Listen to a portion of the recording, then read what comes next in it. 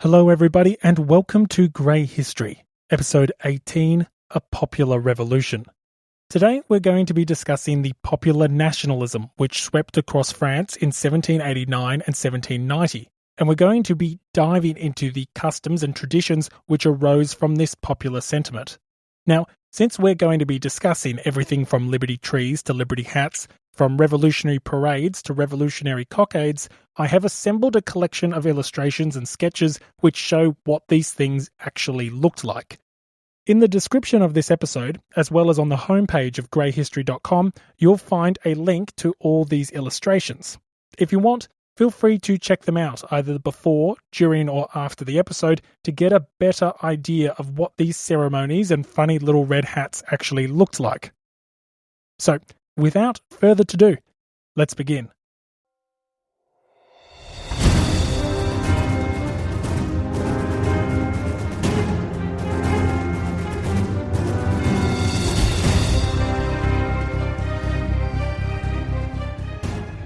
Welcome to Grey History. Episode 18, A Popular Revolution.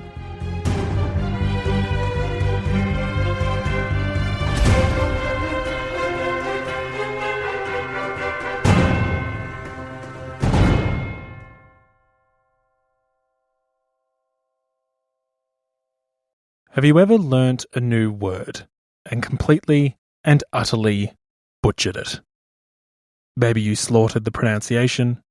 Maybe you used it completely in the wrong context. Maybe you just didn't know what the word actually meant. I butchered a word just 48 hours ago. I'm currently undertaking a crash course in Spanish in Medellin, Colombia. Until the other day, I knew 5 words in Spanish. Hola, amigo, tequila, por favor, gracias. They've served me pretty well, but I figured it was time to get a few more words under my belt. Of course, if you're learning Spanish in Medellin, you might as well learn salsa in Medellin, and it was at salsa class that I conducted my aforementioned butchering. When asked by my partner how old I was, I informed her that I was 25 anuses. The difference between 25 años and 25 años is still something I'm struggling with. Learning new words can be tough. It's made easier when other people around you already know the word you're using. They can help you with the pronunciation, the right context, what the word does and does not mean. But imagine learning new words when they are not only unfamiliar to you, but they're also unfamiliar to pretty much everyone you associate with. Because that was the situation that many in France would have found themselves in throughout 1789. Words like liberty and equality would have been unfamiliar to the average French citizen as the revolution erupted across the nation. The definitions of these words were, at best, evolving. More realistically, though, for many individuals, the definitions of these words would have been unknown or uncertain. To people who live in the modern Western world, what democracy is and is not is relatively clear. We might argue around the edges over things like freedom of speech or voting rights, but the fundamentals of what is and is not a democracy does seem to have been fairly settled within our societies. However, we've had a few centuries of continuous democracy to iron out the creases. Until 1789, most French men would never have voted, all French women would never have voted, and so just what democracy was and was not exactly immediately obvious to those who were living in revolutionary France. Likewise, we in the modern Western world have been familiar with the concept of equality for some time, even if its meaning has changed over the years. But the citizens of pre-revolutionary France had only ever known institutionalized inequality. The nation had been formally divided into 3 separate estates. So it should be no surprise that it took some time for the citizens of revolutionary France to figure out just what was and was not equality. Furthermore, what was and was not liberty, fraternity, popular sovereignty, nationhood, citizenship, choose your revolutionary idea, and the statement still holds.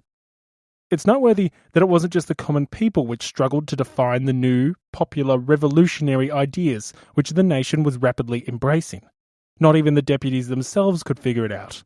One moment they declared in the Declaration of the Rights of Man that men were born and remained free and equal in rights.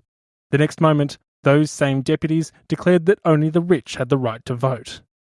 Similarly, the Declaration of Rights guaranteed the rights of liberty and resistance to oppression. Yet despite this, the authors of that declaration bitterly fought over the emancipation of Jews, and conveniently forgot the word which started with S and ended with Lavery. Of course, don't even bother pointing out that women, some 50% of the population, were totally disenfranchised.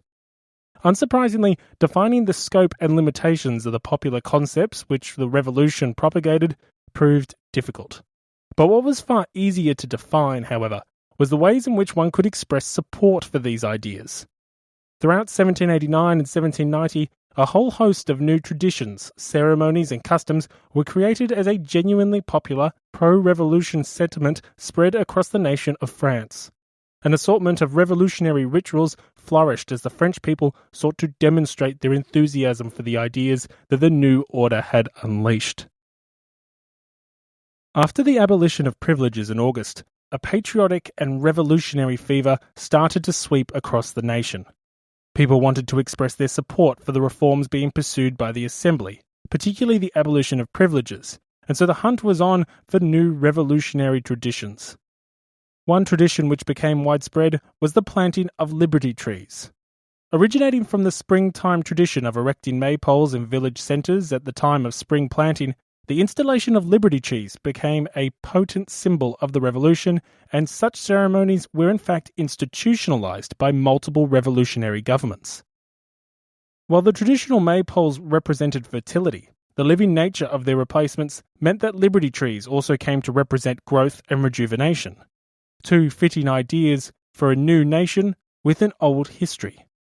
The planting of liberty trees themselves were often accompanied or followed by elaborate demonstrations of revolutionary allegiance.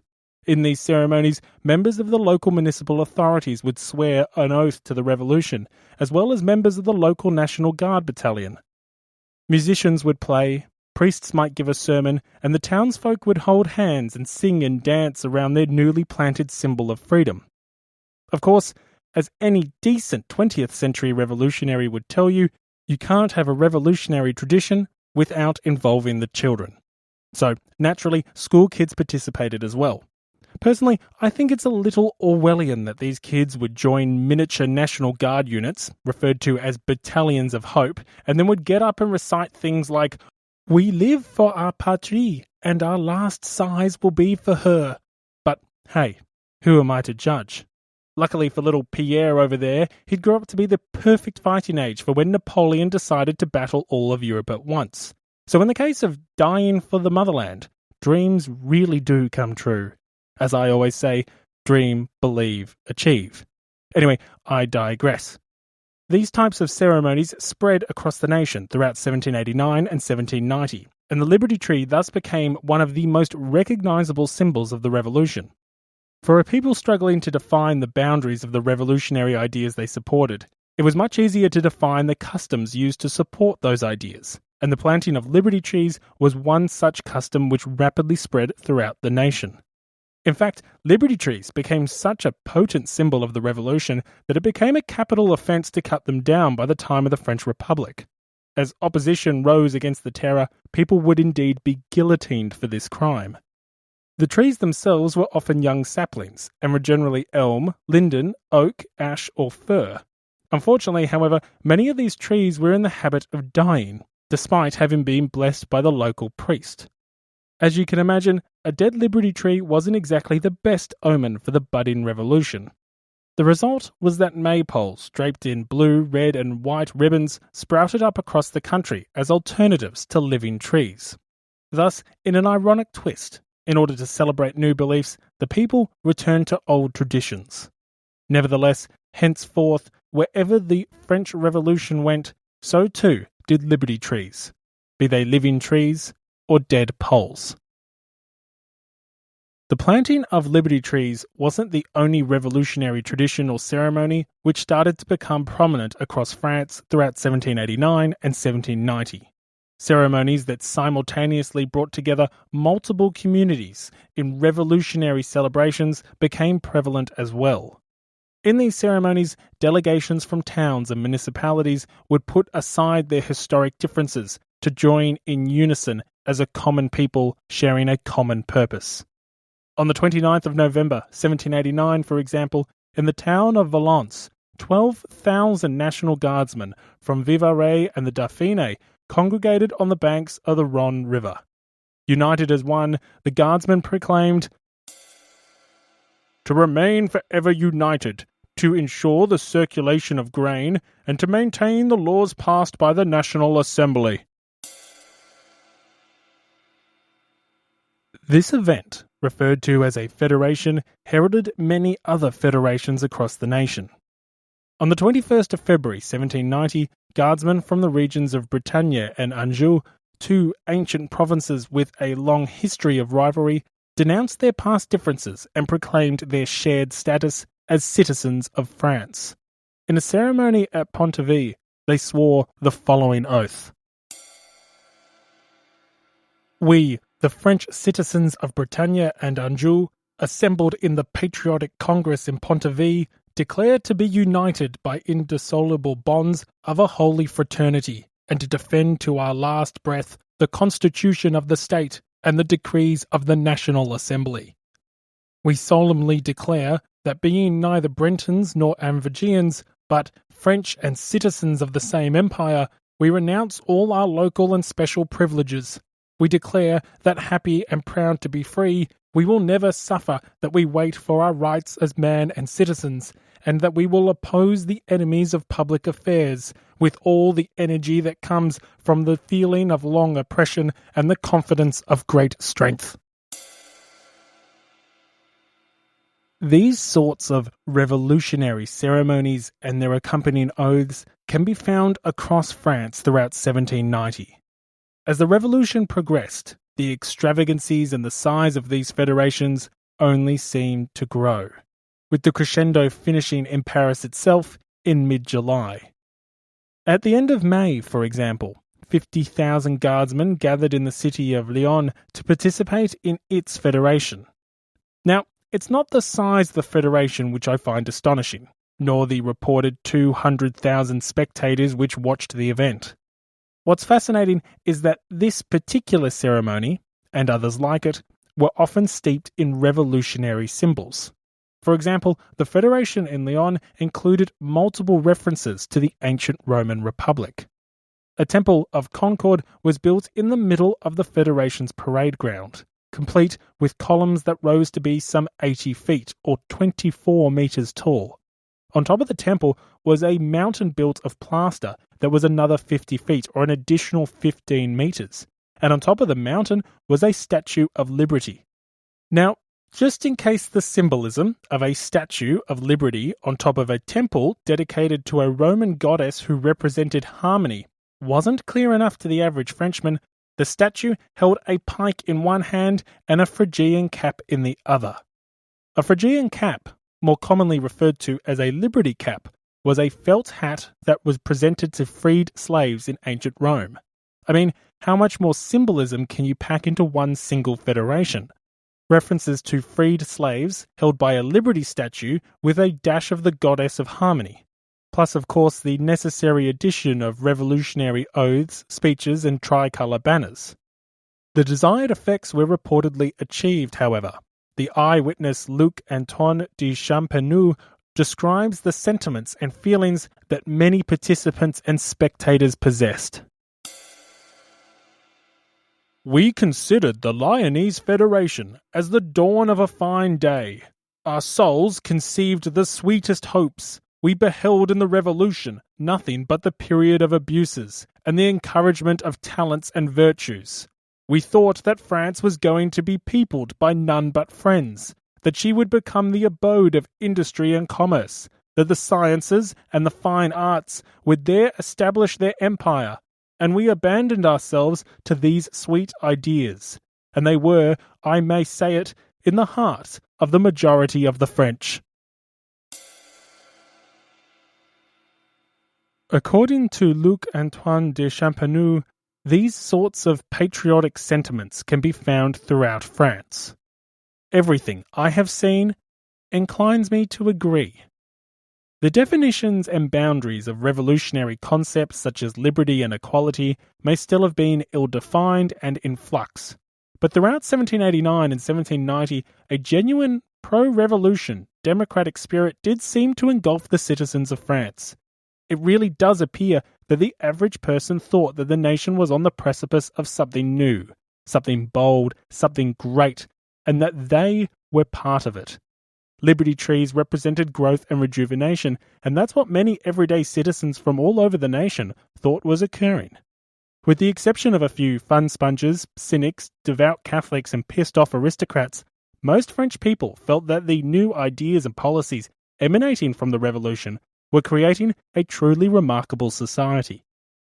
It's because of these unifying and nation-building sentiments and ceremonies that historian Boyd Schaeffer makes a bold declaration. Schaeffer proclaims that France, more than any other country, was the home of national patriotism is too easily forgotten after the awful June of 1940. If, in fact, popular national patriotism can be said to have a birth year and a birthplace, it was 1789-90, and in France. Schaeffer continues and doubles down on his insistence that these events in France are of significant historical importance. No similar widespread outburst of national patriotism had ever occurred in previous history, nor one as significant for the later development of popular nationalism.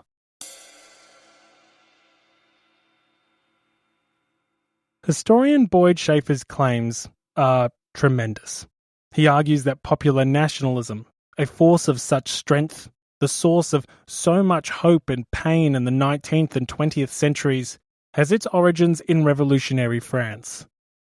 While I do not believe I possess an informed enough opinion about nationalism more broadly to support or refute Schaeffer's position, I certainly do not deny the importance of these ceremonies as they relate to the creation of French nationalism. These popular events and the sentiments people expressed while participating in them did undeniably help to consolidate the identity of and support for the new French nation. A popular revolutionary spirit gripped the nation of France. Building on the ideas of nationhood and citizenship which had first arose in the public sphere during the Pamphlet War of 1788, these revolutionary traditions, customs, ceremonies, oaths, speeches, underpinned the creation of a new nation and a new citizen. A nation and a citizen which espoused the popular revolutionary ideas of liberty and equality. Before we move on, however, there are two interesting notes to be made on these federations. Firstly, the origin of the federations was not symbolic, but rather practical. Back during the Great Fear which gripped France in the wake of the fall of the Bastille, many newly installed municipal governments feared for their safety. Rumours swirled of brigands and mercenaries, as did reports of foreign invasion and armed peasant uprisings. The result was that these newly formed municipal councils started to create mutual defence pacts with neighbouring communities. The pacts declared that one community would come to the military assistance of the other in the event it was attacked by hostile forces. As early as the 8th of August 1789, the communities of Rodez, Millau, and Villefranche united in a confederation. Across the nation, confederations, unions, coalitions, reconciliations, and ceremonies of fraternity or patriotism were held as municipalities banded together for mutual defence. It was only over time that the term federation was universally adopted. Thus, despite the symbolic significance the federations would eventually possess, these ceremonies originated from far more practical origins. Secondly, some municipal governments were keen to host large and elaborate federations in order to demonstrate to the local populace that the National Guard was indeed under the thumb of the municipal authorities. As discussed in episode 16, Rivals for Power, the National Guard had become increasingly independent and autonomous in some regions of France. It was believed by some municipal governments that federations, which provided numerous opportunities for oaths, speeches, and banner waving, would help to signify to the people that the Guard was part of the established revolutionary government and bound to its authority. Unfortunately for these municipalities, the result of the federations was quite often the opposite. Some guardsmen began to feel loyalty not to their local municipality, but to their federation. Thus, federated battalions started to become even more autonomous, as they now had a quasi-legal excuse for disobeying the wishes of their local authority and marching to their own orders instead. These guardsmen, or fédérés as they are known, could argue that they no longer belonged to a single battalion, but rather a federation of battalions. A federation of battalions which, conveniently, was no longer bound to any one municipality. Thus, while officially these events were meant to promote the Guard's subordination to the revolutionary order, in reality, these federations often produced the opposite effect.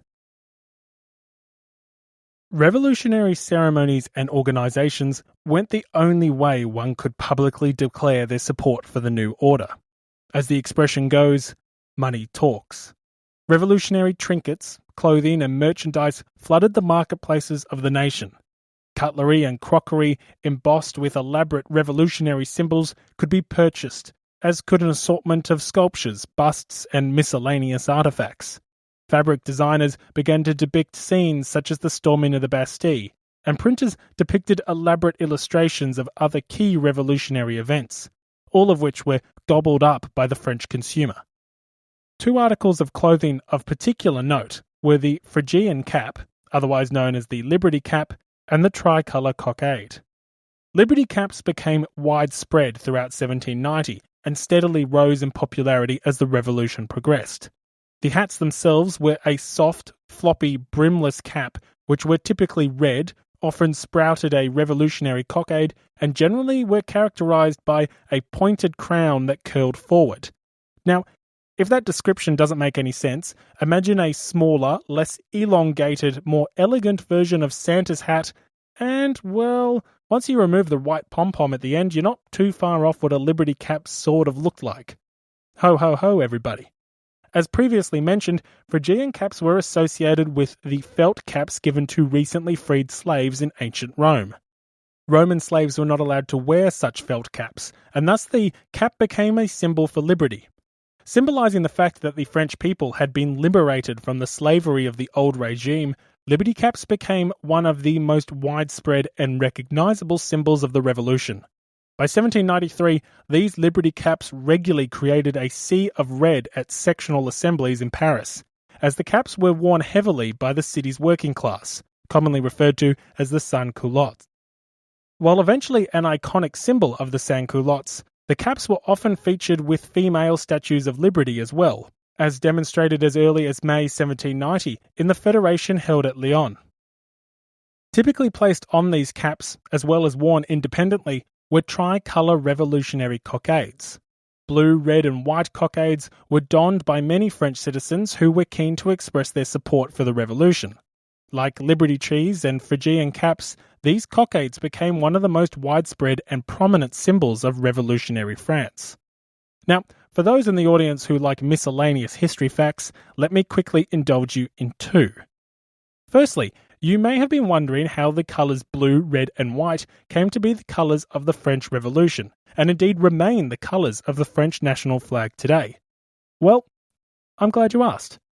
Back during the storming of the Bastille, the Parisians originally adopted the colour green to show their support for the revolution and their opposition to the government's coup d'etat. The chestnut trees of the Palais Royal were stripped bare as everyday people wore the green leaves to signify their allegiance. However, it was soon pointed out that the colour green, the colour of hope, was also the colour of the king's much-hated younger brother, the sinister Comte d'Artois. As a result, the colours of Paris, blue and red, were adopted instead. Subsequently, the colour of the king, white, was added by Lafayette. While the Parisians might have been doing all the work, it was after all the French Revolution, and not the Parisian Revolution.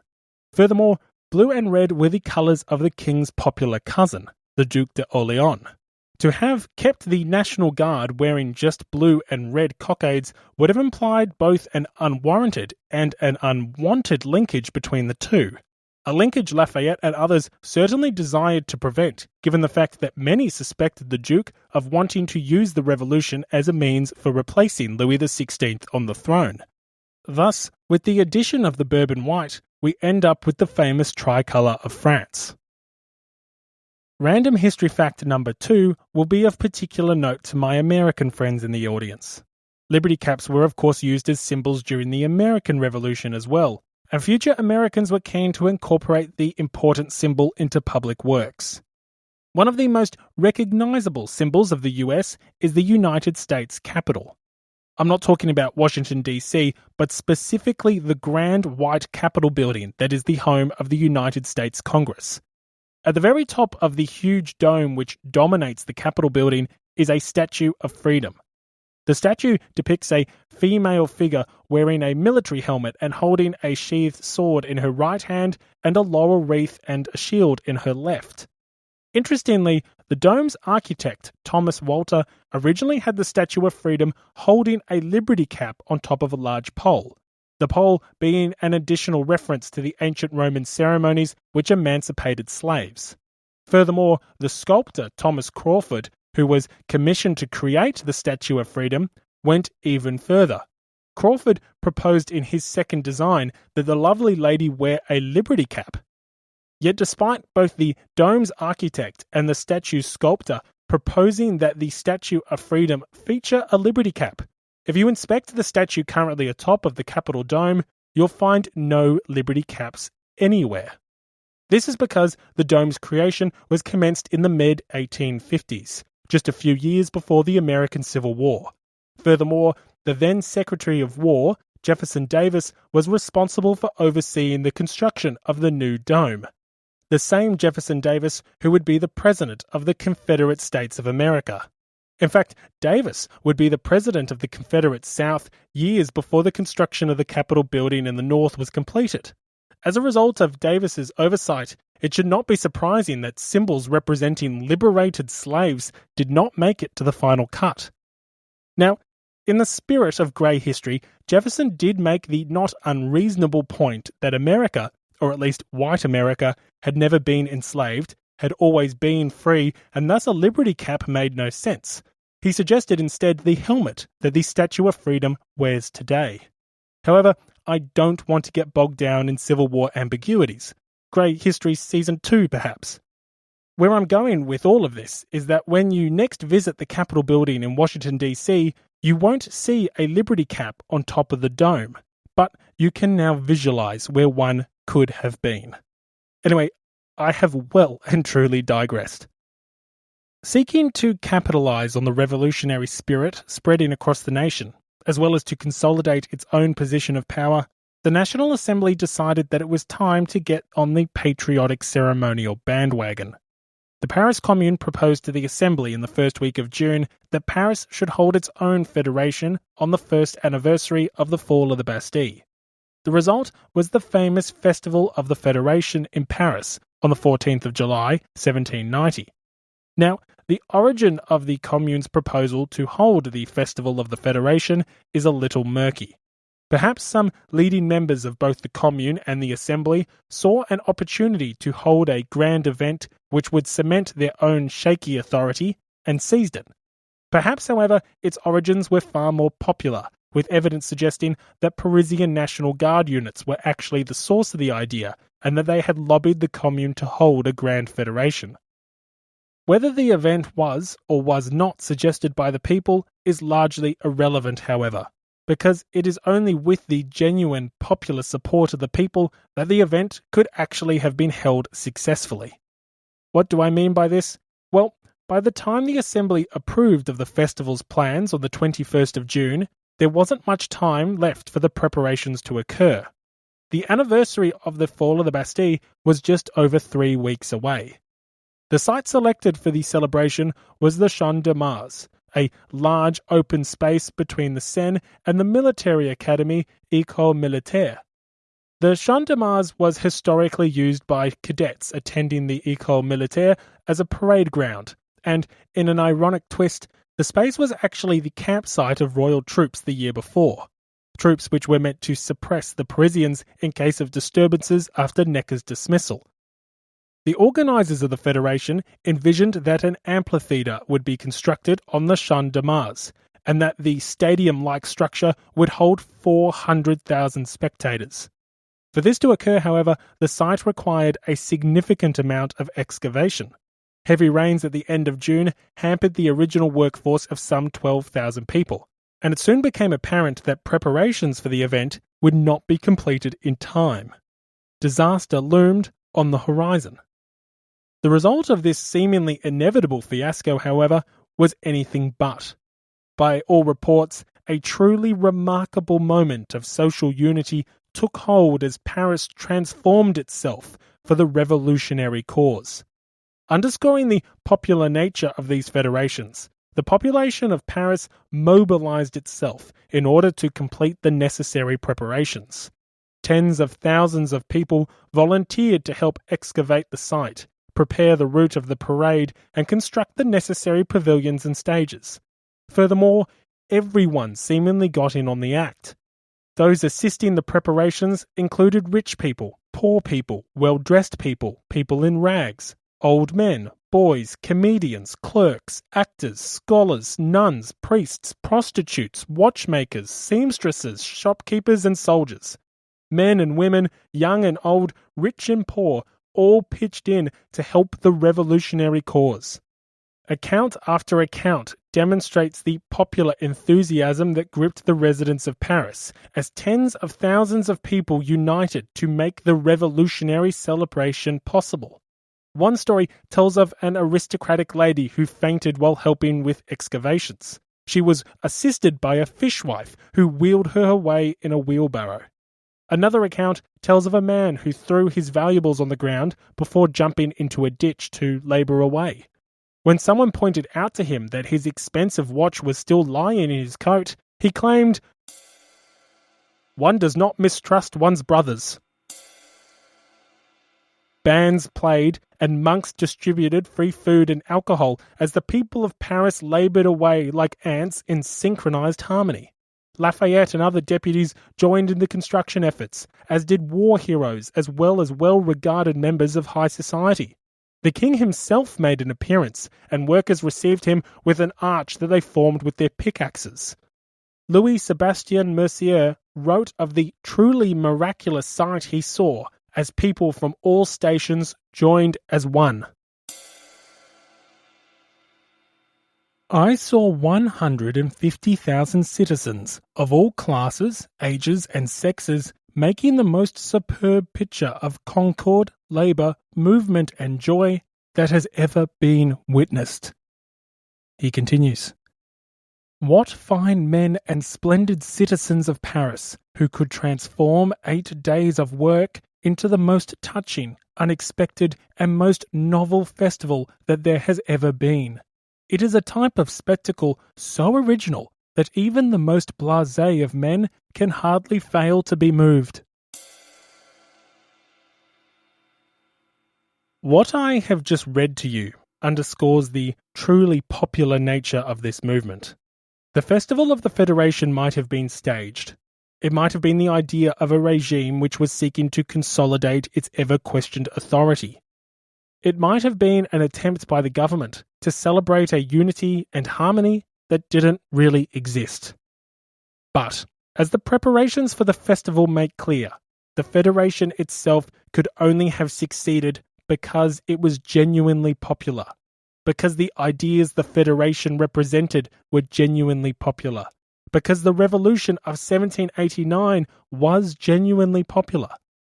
In future episodes, we'll discuss in great length how this revolution became unpopular, how its heroes fell out of favour, how its supporters deserted it, how its fights with the Catholic Church and contradictions within the new constitution derailed it.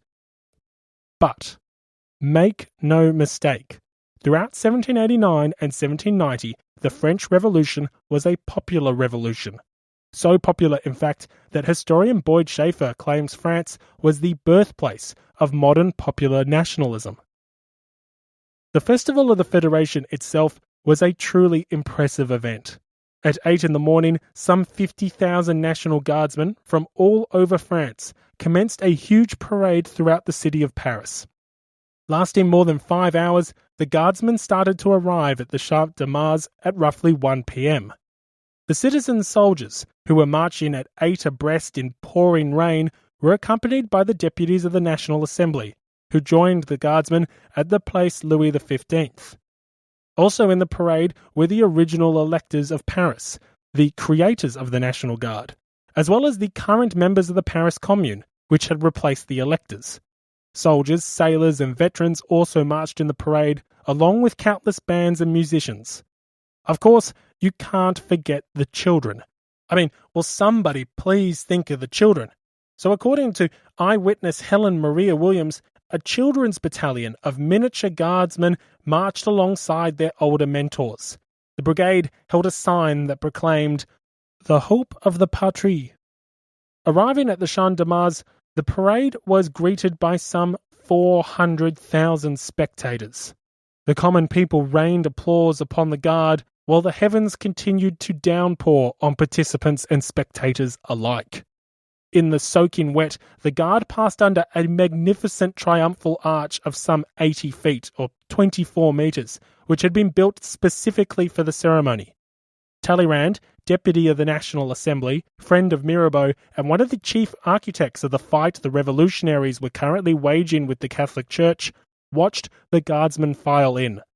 Standing at the large altar of the fatherland in his ceremonial garb, the Bishop of Autun grew frustrated at the time it took for the entire parade to arrive. He was, after all, absolutely drenched, and in his frustration he asked his assistant, "Those buggers, why don't they arrive?" The procession did finally arrive, and the ceremony did finally begin. Surrounded by 300 priests wearing white surplices and tricolour scarfs, the bishop held a grand mass. Once the benediction was done, it was then Lafayette's turn to dominate the spotlight. Helen Maria Williams recorded, "The middle of the amphitheatre was crowded with an immense multitude of soldiers. The National Assembly walked towards the pavilion, where they placed themselves with the king, the queen, the royal family, and their attendants, and opposite this group rise in perspective the hills of Passy and Chaoux, covered with people. The standards, of which there was one presented to each department of the kingdom as a mark of brotherhood by the citizens of Paris, were carried to the altar to be consecrated by the bishop. High Mass was performed, after which Monsieur de Lafayette, who had been appointed by the king Major General of the Federation, ascended the altar, gave the signal, and himself took the national oath. In an instant every sword was drawn, and every arm was lifted up. The king pronounced the oath, which the President of the National Assembly repeated, and the solemn words were re-echoed by 600,000 voices, while the Queen raised the Dauphin in her arms, showing him to the people and the army. At the moment the consecrated banners were displayed, the sun, which had been obscured by frequent showers in the course of the morning, burst forth, while the people lifted their eyes to heaven and called upon the deity to look down and witness the sacred engagement into which they had entered. A respectful silence was succeeded by the cries, the shouts, the acclamations of the multitude. They wept, they embraced each other, and then dispersed. This federation had a bit of everything. Talleyrand gave an impressive mass. Lafayette, who dominated the proceedings, rode around on a superb horse, to quote the Marquis de Ferrières, and led the guard in an oath to the nation, the law, and the king. The President of the National Assembly led the deputies in their own oath, and the king proclaimed, "I, King of the French, swear to employ the power delegated to me in maintaining the Constitution decreed by the National Assembly and accepted by me." The festivities didn't stop on the 14th, however, with parties and events held throughout Paris in the following days. Similar festivities were held throughout France on the 14th, including miniature reenactments of the storming of the Bastille, as communities celebrated the anniversary of the important day. But while the festivities did not end on July the 14th, the harmony did, if it was ever there in the first place. Historian Adolphe Thiers, a future Prime Minister and President of France in the mid-1800s, notes that despite the public spectacle preaching harmony and unity, the exact opposite re-emerged almost immediately. This fête de la Fédération, though so affecting a spectacle, excited only a momentary emotion. On the next day, all hearts returned to their old animosities. The war of parties was renewed. Petty ministerial quarrels recommenced. If the official purpose of the Federation was to celebrate harmony, its unofficial purpose was also to create it. In celebrating unity, the festival's grand spectacle succeeded. Yet in creating unity, the Fête de la Fédération undoubtedly failed. As historian Thiers notes, the next day all hearts returned to their old animosities. Deep divisions had riddled the National Assembly for nearly a year, and no amount of pageantry was going to resolve them. Furthermore, the Assembly's recent actions against the Catholic Church threatened to entrench these deep divisions and jeopardize the public peace. Far from being united in patriotic harmony, some regions had experienced unrest in the middle of 1790, and this unrest was often linked to religious issues. The Federation's brazen attempt to celebrate a harmony that didn't exist is criticized by some historians, including historian Jonathan Israel. Understandably, the first anniversary of the Bastille's fall, though lavishly celebrated with splendid illuminations and fireworks displays, was far from being the harmonious occasion many historians have claimed it to have been. Rather, despite the hype, it reflected deep and irresolvable splits that increasingly menaced the monarchy and the revolution's future.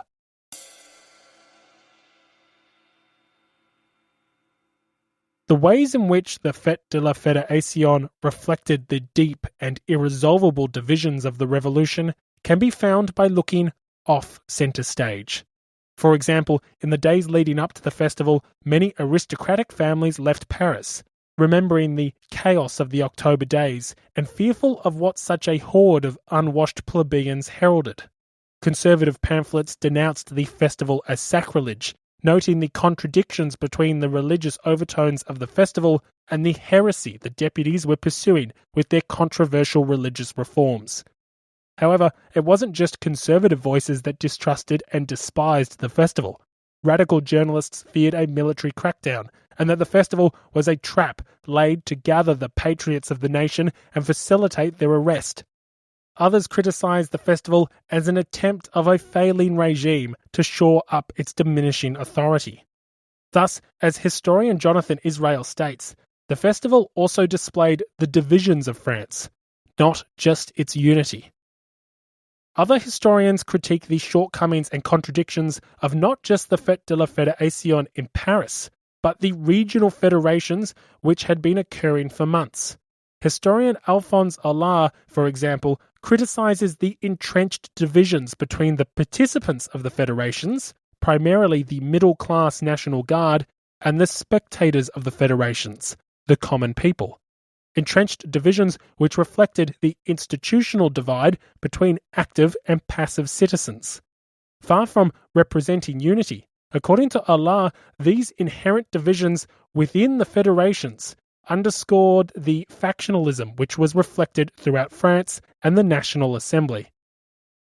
However, while the division between participants and spectators can legitimately be seen in a negative light, I do think it's important to remember the fact that the origin of these ceremonies was a military one. The National Guard dominated these revolutionary celebrations not because they were active citizens, but because the federations were originally pacts of mutual military assistance. Furthermore, while one can question the success of the Fête de la Fédération in fostering harmony, and while one can criticise its obviously staged nature, I do not believe one can question the popular support for the federations more broadly. After all, the only reason the Fête de la Fédération in Paris actually was able to go ahead was because tens of thousands of Parisians poured into the streets to make it happen. The only reason hundreds of thousands of people watched the event, despite the soaking rain, was because hundreds of thousands of people genuinely wanted to partake in the revolutionary celebration, even if only as spectators. Indeed, numerous eyewitness accounts allude to the event's popular support, including the British observer Helen Maria Williams. The 28-year-old novelist wrote, "I promised to send you a description of the Federation. One must have been present to form any judgment of a scene, the sublimity of which depended much less on its external magnificence than the effect it produced on the minds of its spectators. The people, sure, the people were the sight. I may tell you of pavilions, of triumphal arches, of altars on which incense was burnt, of 200,000 men walking in procession. But how am I to give you an adequate idea of the behaviour of the spectators? How am I to paint the impetuous feelings of that immense, that exulting multitude? 500,000 of people assembled at a spectacle, which furnished every image that can elevate the mind of man, which connected the enthusiasm of moral sentiment with the solemn pomp of religious ceremonies, which addressed itself at once to the imagination, the understanding, and the heart." When I hear an eyewitness like that, I think two things. Firstly, perhaps Helen Maria Williams may have been drinking some revolutionary Kool-Aid. Secondly, even if she was, what an account. Even if the average spectator was only half as excited about the day as Williams was, that's still pretty damn excited. Other reports confirm the notion of the event's popular support. The London Times reported on the 20th of July, "Such a magnificent association of free men, emancipated from the shackles of despotism within so short a space of time, is hitherto unparalleled in the annals of history." These sentiments are shared by historian Hippolyte Taine. Usually the first to criticise the revolution, Taine has nothing but praise for the events held on July the 14th, both in Paris and in the country as a whole.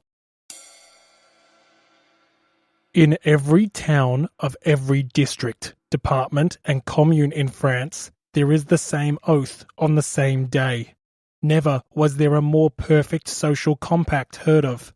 Here, for the first time in the world, everybody beholds a veritable legitimate society, for it is founded on free pledges, on solemn stipulations, and on actual consent." Taine isn't alone in his considerable praise for the controversial revolutionary celebrations. Historian Simon Sharma vigorously defends the federations which occurred throughout France in 1789 and 1790. Sharma proclaims that many of the federations were spontaneous, not staged, and despite the domination of the National Guard, the ceremonies themselves enjoyed considerable popular support amongst the common people. While the manifestations of the new revolutionary religion, the cult of federation, were theatrical and necessarily ephemeral, they were no less important for being that. In the emotive climate of 1790, they arguably made more of an impact through arresting spectacle than any of the elaborate institutional alterations on which historians have, until quite recently, concentrated. And it would be quite mistaken to see them as so much orchestrated mummery, staged by defensive politicians to disguise the fragility of their legitimacy. Overwhelming evidence from many regions of France suggests not only that many of the federations of 1790 were spontaneous, but also that they engaged enormous numbers of people in their dramatizations of shared patriotic enthusiasm, notwithstanding the fact that the organizing forces were always National Guardsmen who, at this time, were better off active citizens. The numbers of those involved, both as participants and spectators, make a better case for regarding the Revolution of 1790 as more of a popular revolution than the coercive Jacobinism of 1793-94, to which the term has been more frequently applied.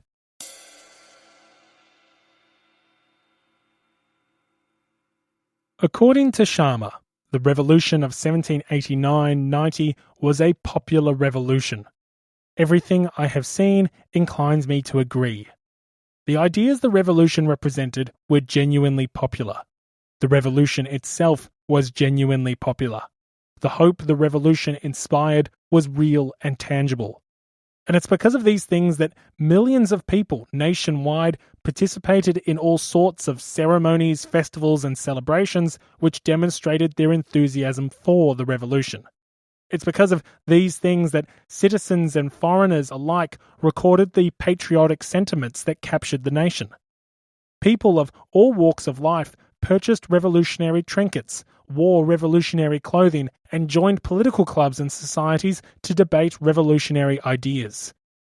It's because of these things that historians like Boyd Schaefer point to France as being the birthplace of modern popular nationalism. Yes, the revolution suffered from real divisions. Yes, there were those who resented the revolution, and there were those who were isolated because of it. But from liberty trees to liberty hats, from revolutionary cockades to revolutionary parades, there is overwhelming evidence to suggest that the revolution of 1789 was a popular one. Unfortunately for the revolutionaries of 1789, however, it would not remain that way. For a range of reasons, the Fête de la Fédération can be viewed as a high point of the initial revolution. From here, from the perspective of many centrists and conservatives, it's all downhill. Down into the depths of hell. But hell is where apostates belong. For in November 1789, the Assembly began its feud with the Catholic Church, and by mid-1790, that feud had escalated into an all-out war. Like all good holy wars, fire and brimstone would be the result. Thank you for listening to episode 18, A Popular Revolution. Next week, I promise fire and brimstone. Actually, no, I don't. I promise the lead up to fire and brimstone. In the next episode, we'll dive into how the revolution made its most powerful enemy, the Catholic Church. The feud between the people and the people's church would be biblical. Now, before you go, there is a high likelihood that next week's episode of Grey History might be slightly delayed as I try to outrun/outfly the coronavirus and return to the safety of home. If episode 19 is delayed, the best place to look is either the website or the Facebook page. So if you haven't already chucked it a like, may I suggest you do so. Also, don't forget that in the description of this episode is a link to multiple illustrations of the parades and ceremonies that we've discussed today. Finally, if you've enjoyed today's episode of Grey History and you'd like to have some more Grey History, then please don't forget to tell somebody about it. Since everyone can't go outside, this is a perfect opportunity to spread the word about a history podcast that explores the grey. As always, if you have any questions or queries, please do send them through. Thank you for listening and have a great day.